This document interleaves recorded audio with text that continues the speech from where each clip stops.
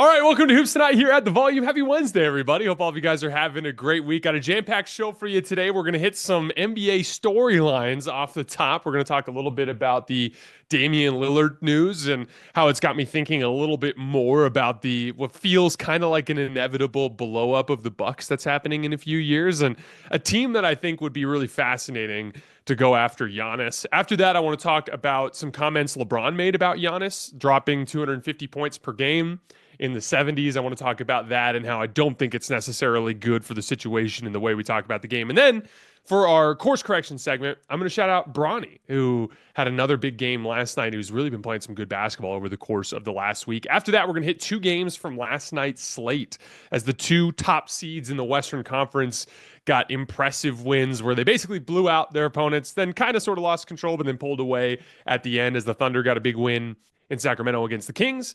And the Houston Rockets got a big win against the Atlanta Hawks. We're going to be breaking down both of those games from the perspective of both teams. All right, before we get started, you guys know the drill. Subscribe to the Hoops Tonight YouTube channel so you don't miss any more of our videos. Follow me on Twitter at _JasonLT so you guys don't miss show announcements.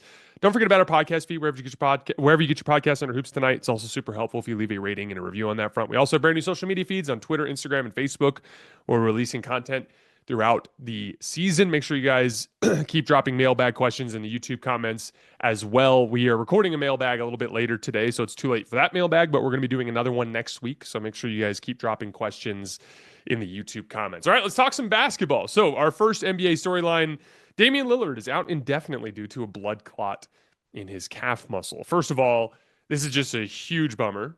And let's all just hope that he can be back in time for the playoffs. Because regardless of how we all feel about the Bucks, I would certainly like to see them get their chance to show what they can do in the postseason at full strength. But this situation has me thinking because things look more than bleak for Milwaukee right now. Even healthy, I have the Bucks firmly outside of my top tier of championship contenders.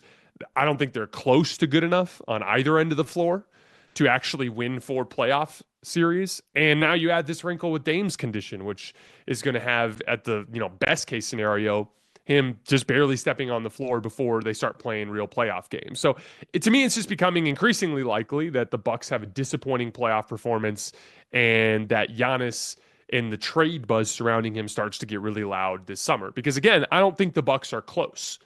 To me, if I look at the top tier of contenders and it's going to be, 5, 6, 7 teams when it's all said and done, we'll see. But, I look at Boston and OKC as kind of like clearly above the rest of the teams in that tier, and the teams below there, the teams like Cleveland, Denver, the Lakers, whether it ends up being the Knicks or the Warriors, teams like that, I view those teams as substantially less likely than Boston and OKC to win the title. And so when you get to the following tier after that, I mean, we're talking it's pipe dream territory for most of these guys. And that's with Giannis playing as well as he's been playing this year. It just doesn't feel like they're close.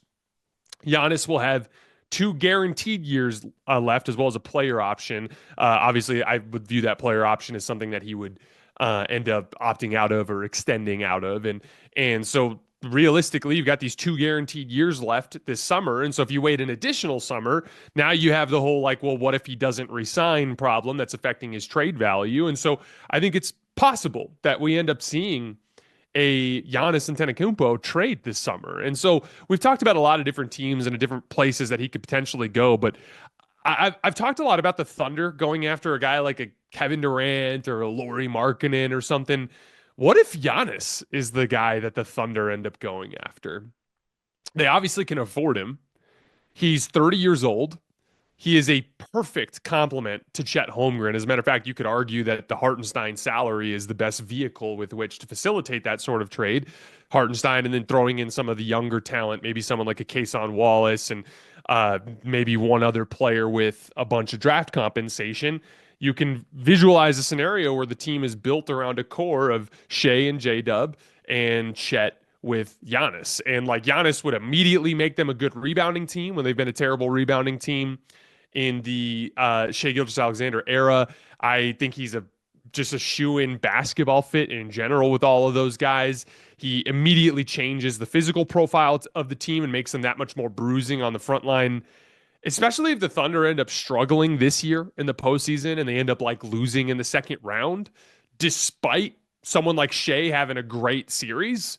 I think it could end up putting more pressure on OKC to make a more aggressive type of deal, and you could see a trade partnership kind of forming there. And it's like the Wemby problem we talked about with San Antonio. If your star is ready to go and like ready to win the title, but your guys, like your young players around them that are progressing at the same time, but maybe not at the same rate, and it looks like they're not ready, then you end up in a situation where it's like we can't just wait around while Victor Wembanyama becomes one of the best players in the league and we can't support him properly. And that's the thing. Like you don't want to run into a situation with Shea where he feels like the Thunder are just processing a bunch of young talent and they're not really going for it. And so if that ends up being the case, you could see that pressure start to build and you could see a trade partnership start to form. And if they end up making a deal for someone like Giannis, they would immediately solve all of their weaknesses. And I think that would make them the most talented team since the 2018 Warriors. So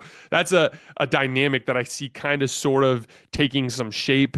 And man, that would be a crazy league altering type of deal. When it comes to college basketball and March Mania, one thing is for sure. Nothing's for sure. Upsets, buzzer beaters, Cinderella's advancing, top seeds going home early. It's all gonna happen. Bet the unexpected, every upset, every day with DraftKings Sportsbook. With live betting, exclusive content, promos, and parlays, DraftKings is the ultimate college basketball destination for March. Ready to make your first bet? Check out the matchups and pick a team to win. It's that simple. I'm a big Arizona Wildcats fan, born and raised here in Tucson, Arizona. I'm a little skeptical about them on the offensive end of the floor, but they looked really good on defense again last night against Kansas, so I'll probably be betting on them this time around. First time, here's something special just for you. New DraftKings customers bet $5 to get $200 in bonus bets instantly. Bet the unexpected with DraftKings Sportsbook. Download the DraftKings Sportsbook app and use code HOOPS. That's HOOPS. That's code HOOPS. For new customers, get $200 in bonus bets when you bet just $5. Only on DraftKings. The crown is yours. Gambling problem? Call 1-800-GAMBLER. In New York, call 877-8-HOPE-NY or text HOPE-NY to 467-369. In Connecticut, help is available for problem gambling. Call 888-789-7777 or visit ccpg.org. Please play responsibly on behalf of Boot Hill Casino and Resort in Kansas. 21 plus, age and eligibility varies by jurisdiction. Void in Ontario. New customers only. Bonus bets expire 168 hours after issuance. For additional terms and responsible gaming resources, see dkng.co/audio. LeBron goes on the Pat McAfee show, and he starts pontificating about Giannis and what he would average in the 70s. And he says Giannis would average 250 points if he played back in that era. And frankly, I just don't see the point in this for the same reason why it's lame when the older players start disrespecting this era. I think it's lame for today's players to do the same thing with the past. Now, for the record, there's a reason why they're doing this. There's a reason why JJ Redick said those guys played against plumbers. There's a reason why LeBron James is talking this shit. And it's because they're sick and tired of the old guys talking shit. I just think it's pointless to stoop down to that level. Frankly, it's just not productive. It doesn't actually solve anything. And here's the thing. Would Giannis score 250 points a game if he played in the 70s? No. But yeah, he'd kill those guys. He'd average 40, probably, maybe even closer to 50. But who cares? Comparing eras is completely pointless. Jalen Green basically has the same career true shooting percentage as Kobe Bryant. Does that mean Jalen Green was just as efficient putting the ball in the basket as Kobe Bryant? Yeah, in a literal sense, but not in a realistic sense, because the game of basketball is very, very different now. Dudes in the 70s had bad shoes. They had shitty flights that they took to their road games. They played brutal schedules. They had nowhere near the knowledge and understanding we have today to make our professional athletes the best they can be. Schematics have evolved over the years as just more smart minds have gotten involved in the game and made their imprint strategically. I think it makes absolutely no sense to compare basketball from 50 years ago to today. And again, even if you justify it with the way that those guys have been treated by the older generations, I just think stooping to that level, all it does is further denigrate the game. And now we're in this weird war where the younger players are shit talking the old days and the older dudes are shit talking the young guys, and everyone's just being disrespectful to the game of basketball. And so I hope that stops soon. I disagreed with LeBron's approach there. But for our third top story, we're going to do our Microsoft course correction segment. Welcome to Course Correction, brought to you by Microsoft. Just like star players and teams navigating performance hurdles, business decision makers today are under immense pressure to get things right. They must rise to the occasion, turning challenges into opportunities. Microsoft empowers these visionaries with AI solutions, simplified cloud and data management, and trustworthy, responsible AI. And when you're in the NBA and you have your own hurdles to face, in this segment, we're exploring the challenges faced by teams or star players and how they can turn things around. Whatever challenge you're facing, Microsoft empowers you with the expertise to say, bring it on. This week, we're discussing Bronny James and his recent surge as both an NBA and G League player. So last night, Bronny hits 5 more threes. He finished with 17 points, 9 rebounds, and 6 assists in a win. This is on the heels of him dropping a career-high 39 points in a previous G League game a couple days prior. And that was on the heels of him dropping 17 points in a real deal NBA game against the Bucks, where he made a lot of moves that looked very much like a well-rounded professional basketball player. I thought this was a great time for us to just remind everybody that Bronny James was the 20th ranked prospect in the nation in his high school class. He was a McDonald's All-American. He was absolutely, unquestionably, on an NBA trajectory before he experienced cardiac arrest at USC. But then he got his NBA opportunity despite struggling for a while after the cardiac arrest incident. And as a result, he became one of the biggest stories in all of media, not just in sports media, but the whole thing got picked up by political media because LeBron has ventured into that arena a few times and obviously has made enemies, and that is one hell of a cesspool in political media, and it is as contentious as it can be, and there's an entire side there that will jump on every little thing that LeBron does. And so it became absolutely nasty. Can you imagine being Bronny? And again, I want you to disconnect from LeBron for a second. Bronny James is an entirely different human being than LeBron. An entirely different person. Anything that he gets as an association from LeBron, imagine being in his shoes and dealing with that. Can you imagine getting on his phone and scrolling Instagram and seeing content creators making highlight reels of his mistakes in Summer League or in garbage time in an NBA game or in the early G League days? And can you imagine the comments underneath those videos and the direct messages that he receives? And again, as we've talked about, like when you venture into this world, there are perks that greatly outweigh the negativity you face online. But that doesn't make the negativity like just go away or that it's just super easy to handle or anything like that. It sucks. I, on a much, much smaller level, just as a content creator in the NBA media, face a certain amount of negativity. You don't wake up one day and like read the comment that's talking shit about the way you look or the way you sound and then suddenly just be like, oh, that's fine. No worries. We'll go about our day. It still sucks. And this kid was getting it at a preposterous volume every single day because he suffered an injury and a condition that dramatically affected his basketball development. I was actually talking about this with my buddy Richmond Weaver on the radio a little bit earlier this morning. I remember when I broke my foot in between my first 2 seasons playing in college, I had a really rough first semester in non-conference play because I was struggling with like confidence in my foot, like my ability to plant that foot. I, play at about, back in college, I was playing at 225 pounds.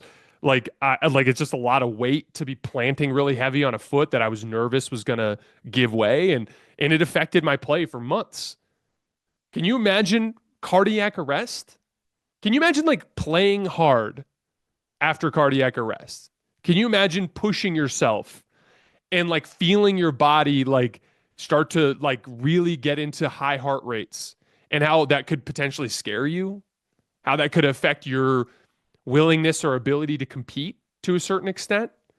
Like I just have so much sympathy for what Bronny has been through over the course of this last year, in the sense that he's been put through hell because of his dad in his persona. And look, has LeBron done some things that has accentuated the amount of attention on his son? Yes, he's made some comments. He's done some things. I'm not going to sit here and pretend that that hasn't happened, but he's LeBron James. So we're not also going to pretend that if LeBron shut up, that Bronny wouldn't be a public figure. He still would.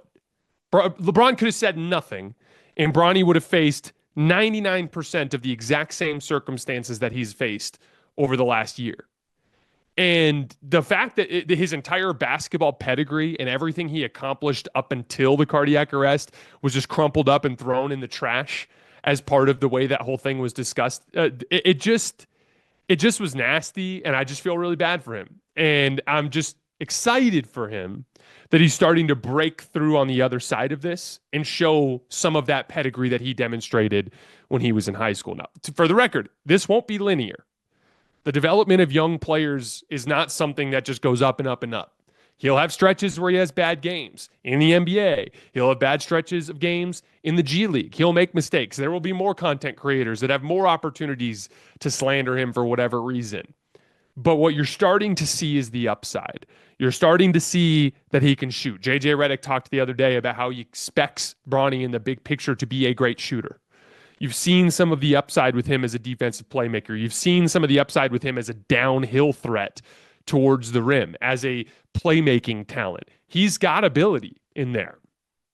Now, I still maintain that I think it'll be at least a year or two before he can be a guy that plays real rotational minutes at the NBA level as a guard off the bench for somebody in the NBA. I still think he needs quite a bit of time to get there.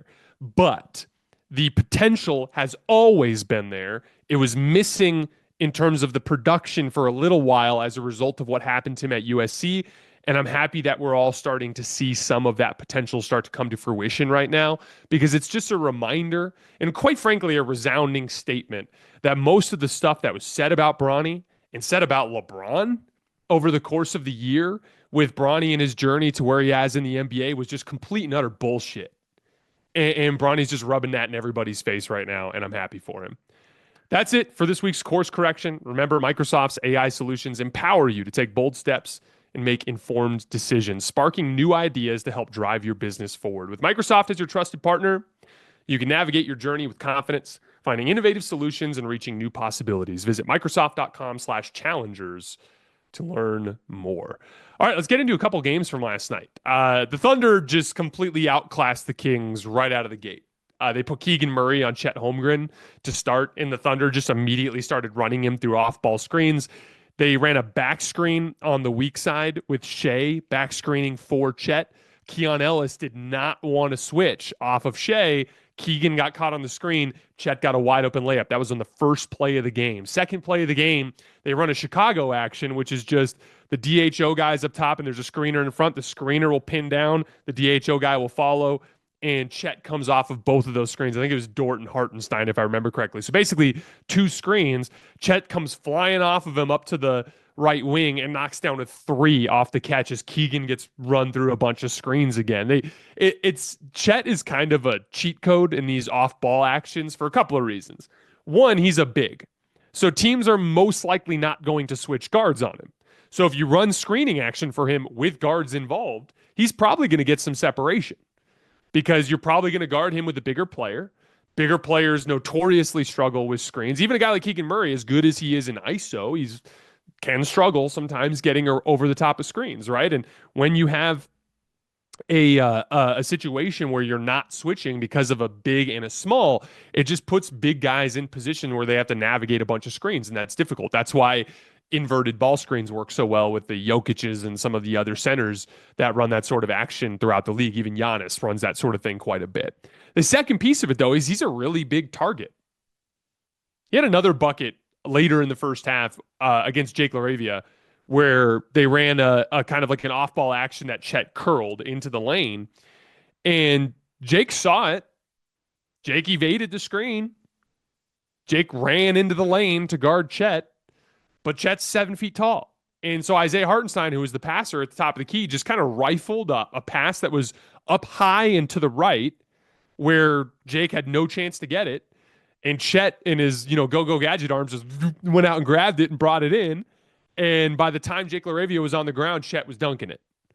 And that's the thing. Like, he's just such a big target passing wise. And he's so tall that, like, if he catches anything around the rim, it's just an automatic dunk. And I just thought seeing Chet run all that off ball action was just a casual reminder of some of the big picture potential this team has offensively as Chet continues to develop on that end of the floor. Their defense was immediately stifling against Sacramento's guards. Started with the bigs. Like, Hartenstein did a wonderful job against Sabonis as he keeps racking up great defensive nights against some really tough defensive matchups. We've been talking about that a lot. They were roaming off of Keegan Murray with Chet Holmgren, and that burned them a little bit. Keegan got 28 points, and most of them were on threes when Chet was roaming or digging down into the lane. But the end result was a disaster for DeRozan and Levine, and the Kings couldn't score. They combined for just 29 points on 31 shots between those two guys. I thought Caruso in particular did a great job of pressuring Levine, forced him to rush on his drives. Levine would be running right into Hartenstein at the rim, and he just was hesitant to test Hartenstein at the rim, so he'd like drop it off to Valanciunas underneath the basket, but because Hartenstein didn't have to jump at the rim, he's just right there, and then he would just tie up Valanciunas on the catch. I've really been enjoying watching Alex Caruso on defense lately. He just does all the little things that you see the great defenders in NBA history do. Starts with pressure. Off ball, when he's guarding a score, he's staying attached to the body. On ball, he's applying pressure as they come up the floor. But when you start trying to attack him, he attacks you as a defender in every phase of the shot you're trying to take. I was watching him guard DeMar DeRozan on a post-up. And DeMar really drops that left shoulder and bumps him, and Caruso absorbs the contact. So he kind of disrupts the base a little bit, right? Then as DeRozan spun into the right shoulder fade, he swipes at the gather. So again, as the shooter's gathering the ball in the shooting pocket, there's a moment where the ball is exposed in front. That's a great opportunity for a defender to disrupt the gather by swiping at the basketball. Then, after the gather, DeMar DeRozan rises up into the right shoulder fade, and Caruso gets a contest on the shot. And I was sitting there thinking, I was like, every time I watch one of the elite defenders in the league, this is the way they guard. You think of a contest, and this, by the way, is why, it's impossible to quantify all of the little minute details in basketball, and why even something silly like contested shot percentage versus regular shot percentage doesn't factor in what kind of contest was it. I'll give you an example. Remember when KD hit the game winner against, not the game winner, but it was the game winner. It ended up being the game winner in game 3, I think, of the 2017 finals. The one where he hit the kind of transition hesitation pull-up 3 on LeBron. LeBron got his hand up. LeBron was there, had his hand up. That'll go down in the books as a contested 3. Do you think KD was uncomfortable at all on that shot? No, he just rose right up into it in rhythm and knocked it down. It's because LeBron did not disrupt KD's base, and he did not disrupt KD's gather. There's all of these different phases to a shot that you have to disrupt in order to make an offensive player uncomfortable. Bump them on the base so that when they get their lift, it feels different than when they're shooting alone in the gym. If you get any sort of contact on the shooting pocket, like if you hit the basketball a little bit there, you'll disrupt their energy transfer. That's the power that they drive from their feet up through their gather up to their top of the shot. Then getting a contest on the top of the shot is a great way to tie all of that together. Alex Caruso is amazing at this concept, this idea of disrupting all 3 phases of a shot. And it's a very important detail to what puts a defensive player into another stratosphere, making stars and other shot creators uncomfortable. The Kings went on a little bit of a run in the late third quarter that cut the lead down to 6. And then Shai Gilgeous-Alexander just decided that their fun was over. He just drove right past Jake LaRavia for a dunk, drove right by him again and drew a foul. They switched Keon Ellis onto him, and he shot a step-back 3 on the left wing that he hit. The lead was right back to 11. All of Sacramento's momentum was gone, and they never got that close again. This, to me, is one of the defining characteristics of a superstar in the NBA. One of the biggest responsibilities on the shoulders of players who have that role. You are the guy with the superpower. You have the thing that you do that nobody can stop. When things are getting messy, and your teammates who don't have superpowers are struggling to find their footing, sometimes you have to force the issue. Find a way to make a few plays to regain control of the situation. Shai's team needed him in that spot to just get a few buckets to settle things down, his superpower being his downhill driving ability. And oh, you switched a smaller guard onto him to try to get away from the dribble penetration, and he hits a jump shot over the top. He just straight up forced the issue, generated 7 quick points, and any momentum that Sacramento had was gone. The Thunder have won 7 in a row now. They're the first team in the league this year to get to 60 wins. If they go 10-0, they'll get to 70 over the course of the final couple weeks. They are now 2 games up on Cleveland for the best record in basketball, starting to really separate. And they're doing all of this without J-Dub. Just a remarkable season for the Thunder. All right, Hawks Rockets. So the Rockets handled the Hawks at home to win their 10th game in 11 tries. A little bit of a light stretch in the schedule, but there's a handful of impressive wins in there. Jalen Green goes off for 32 points in this one. He's getting to the rim at will. He found some matchups that he liked throughout the game. He attacked Trey a few times. He went at Vit Krejci quite a bit, Garrison Matthews quite a bit. Gave some wild buckets to Terrence Mann. He had a baseline spin on him that like literally left Terrence stuck in the mud, threw down a dunk. He had 2 nasty dunks in this game because he had one where he split. I think it was a Onyeka Okongwu and a ball screen where Dyson Daniels was trailing him and ended up just going up the elevator at the semicircle and throwing down a jackhammer. He also hit one of the biggest shots of the game against Terrence Mann, like a little 15-foot fadeaway along the right baseline.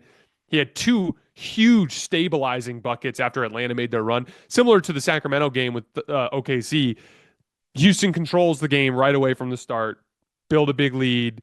They go on a late third quarter run, gets the lead down. Atlanta actually cut this down to 4 at one point. Terrence Mann had a nice little scoring run, hit a big 3, hit a little mid-range fadeaway in the lane. They cut it down to 4, and Jalen Green makes 4 plays down the stretch that kind of ice the game. He has a driving layup against Vit Krejci that gets goaltended off the glass.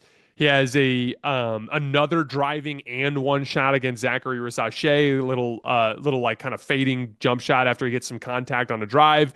He attacks Trey Young in action and draws him into a 2 on the ball situation where Trey hedges and then tries to recover, but they swing the ball out of it quickly, and it gets Jabari Smith Jr. a wide open 3 on the right wing that he knocks down. That again was generated by Atlanta putting 2 on the ball because of the damage that Jalen Green was doing attacking matchups in those situations. And then he hit the dagger over Terrence Mann. Really, really impressive game from Jalen Green. He's had at least 28 points in 5 of his last 8 games. I thought Şengün was a big problem for Atlanta in this one. It's crazy how often I've watched the Rockets, and the biggest thing that stands out to me is that the other team just can't guard Şengün. And it just changes the dynamic of the game. There was no Clint Capella for the Hawks in this game, so it was a combination of Onyeka Okongwu, Georges Niang, and Dominic Barlow who were getting the Şengün assignments. And Şengün just killed those guys. Niang and Barlow especially. He had a couple plays against Niang and Barlow where he scored on them like 1-on-2. And it just didn't matter because he was just going through them. He also made a huge play in that late run that we talked about. He posted Okongwu in the middle of the floor, drew a double team, swing, got a wide open 3 for Jabari Smith. Shout out to Jabari Smith, by the way. Just 3 for 9 from 3 in the game, but hit some huge ones late in the game that were really important. I want to zoom in on the defensive end for a minute, though, because the Rockets ran a ton of zone in this game. And they've been running a ton of zone as of late. This is actually a crazy stat. According to Synergy, the Houston Rockets ran 0 possessions of zone defense in their first 59 games this season. 0 possessions of zone in 59 games. They've run 242 possessions of zone in the last 14 games. That's over 17 possessions of zone a game. Now, it's been matchup specific. Like they've run it over 40 times in 3 games, specifically against Atlanta, Orlando, and OKC. A lot of like speedy kind of transition attack types of teams, right? But they're running it at least a little bit every game, and it's working. They're allowing just 0.86 points per possession with their zone defense. That's the 3rd best in the entire NBA. They're running 2 different variations of it, and they're both built out of a 2-3 base. But they have a version with Steven Adams at center where he lags more back around the rim. It's more of a traditional 2-3 zone. And then they have a version where they put Jabari Smith Jr. at the center position, the de facto center position under the basket, and they'll have him be much more active coming up the floor. So like he'll like when they're looking to drive on the top guy, he'll like be up around the elbow just waiting and help. Or if someone flashes to the middle of the floor to try to catch, Jabari will come up and the two guys on the wing will kind of shrink down around him. It's more of like a amoeba matchup zone kind of thing with Jabari Smith out there at the center position. But like it works because they're active in their zone. They pressure the ball, meaning like they don't just sit back, they get up and guard the ball. They move and shift as a unit. They ran 48 possessions of zone in this game against Atlanta, and Atlanta managed just 0.88 points per possession. As a comparison, Houston attacking Atlanta's man-to-man coverage got 1.11 points per possession, so a dominating performance on the heels of their, or I should say, on the strength of their zone defense. It's worth mentioning that the Rockets have played a relatively light schedule in this 10-1 stretch, but it's also worth mentioning that they've really been scoring the ball. They have a 119 offensive rating in this 11-game span that ranks 8th in the NBA. And remember, even at their best, they've struggled to score this year. Still number 4 in defense over the last 11 games. They've been the number 1 rebounding team in the league over that span. The offense is the interesting trend, though, because if they can continue to maintain that level of offensive production against elite competition, they become way more dangerous as a playoff threat. It's been kind of like a by committee sort of thing. They have 7 players averaging double figures. Fred VanVleet is back and he's shooting the 3-ball really well. Dylan Brooks in the 7-game span, or excuse me, in this 11-game span is taking over 7 threes a game and he's hitting 41% of them. Şengün, 18 points per game, 54 from the field, 43% from 3 in that span. Tari Eason is pouring in 15 points a game in this span. They're just getting a lot of contributions around the board and they're really scoring the ball well. The Rockets are playing some very good basketball. All right, guys, that's all I have for today. As always, I sincerely appreciate you guys for supporting me and supporting the show. The game plan as of right now, we're going live tonight on YouTube after the final buzzer of Celtics Suns to break that game down, as well as the Lakers Pacers game. That's going to be a really fun one. I think that's a great test of the Lakers because they're a fast team that plays in transition a lot, and they've got a quick guard, and that's a couple of things that have caused the Lakers issues over the course of the season. So I'll be really interested to watch that one as well. I look forward to seeing you guys then. I will see you guys on YouTube tonight.